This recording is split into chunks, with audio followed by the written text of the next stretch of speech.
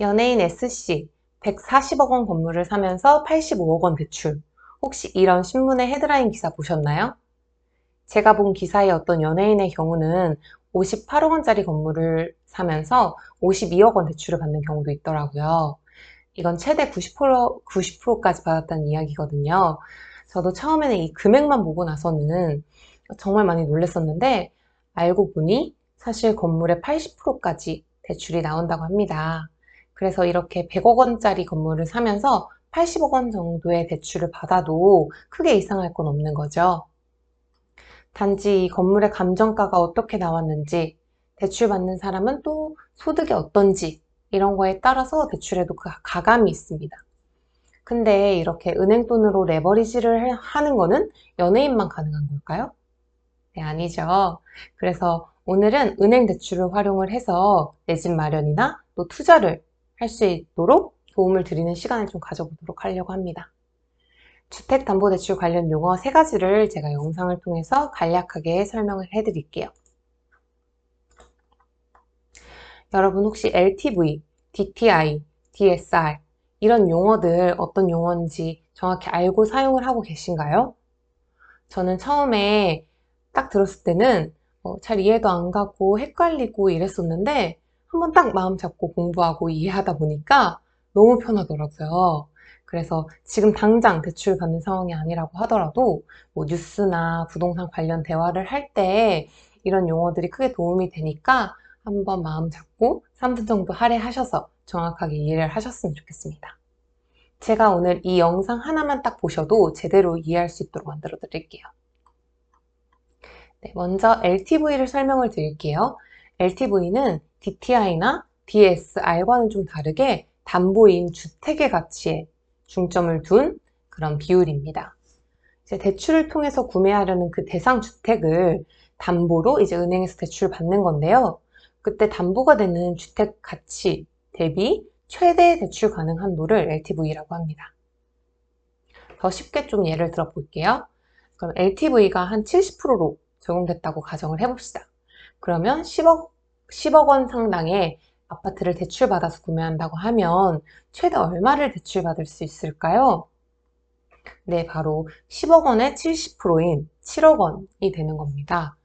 근데 이 LTV의 적용은 지역마다 또 아파트의 금액마다 또 대출받는 사람의 소유 주택 수에 따라서도 적용되는 비율이 달라져요.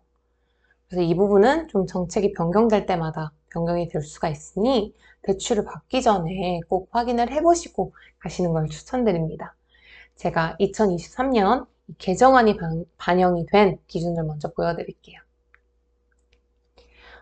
여기서 여러분들이 궁금해 하셔야 되는 부분이 있어요. 아파트의 가치는 어떻게 적용되는가인데요. 보통 아파트는 시세를 기준으로 설정이 되고 있고, 빌라나 다주택 같은 경우는 감정가를 기준으로 설정이 되고 있습니다.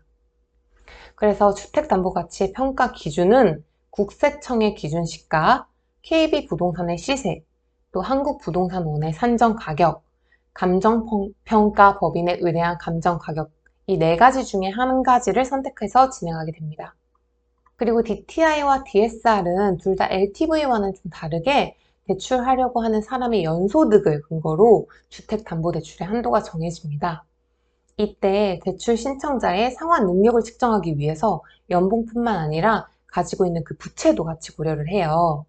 이때 이 부채를 계산하는 방식에서 DTI와 DSR 이 2개의 측정 방식이 다르기 때문에 조금 유의를 하셔야 됩니다. 제가 하나씩 설명드릴게요. 먼저 총 부채 상환 비율이라고 불리는 DTI는 대출 신청자의 연소득 대비 주택담보대출의 원리금 상환액과 기타 대출 상환액의 비율을 보는 겁니다. 여기서 말하는 그 주택담보대출의 원리금 상환액은 주택담보대출의 원금 그리고 이자를 합산한 값이에요. 그리고 기타 대출 상환액에서는 원금을 제외하고 또 이자만 고려하게 됩니다. 기존 DTI 같은 경우에는 신규 주택담보대출, 원금과 이자 이렇게 상환액만 봤었는데요. 2018년에 개정된 신 DTI에서는 신규 주택담보대출뿐만 아니라 기존에 있던 주택담보대출의 원금과 그 이자까지 포함을 해서 계산을 하게 됩니다. 그럼 총부채 원리금 상환액의 비율인 DSR이랑은 또 어떤 점이 다른지 궁금하실 텐데요. DSR은 DTI와는 다르게 기타 대출의 이자만 보는 게 아니라 원금까지도 같이 고려된다는 사실이 다릅니다. 즉, DSR은 대출 신청자의 연소득 대비 전체 금융부채의 원금과 이자를 모두 고려하는 비율입니다. 그래서 주택담보대출의 원금, 이자뿐만 아니라 기타 모든 대출의 원금과 이자가 다 고려되는 거예요.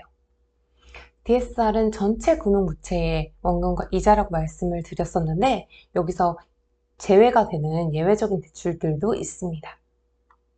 전세자금 대출, 소액 신용대출, 예적금 담보대출 이런 대출들은 제외가 되고요. 제가 조금 더 있기 때문에 화면으로 공유를 해드릴게요. DSR은 거의 모든 대출의 원금과 이자를 기준으로 심사를 하기 때문에 DTI보다 훨씬 까다롭고 엄격한 기준입니다. 마지막으로 구분 포인트 한 번 더 짚어드릴게요.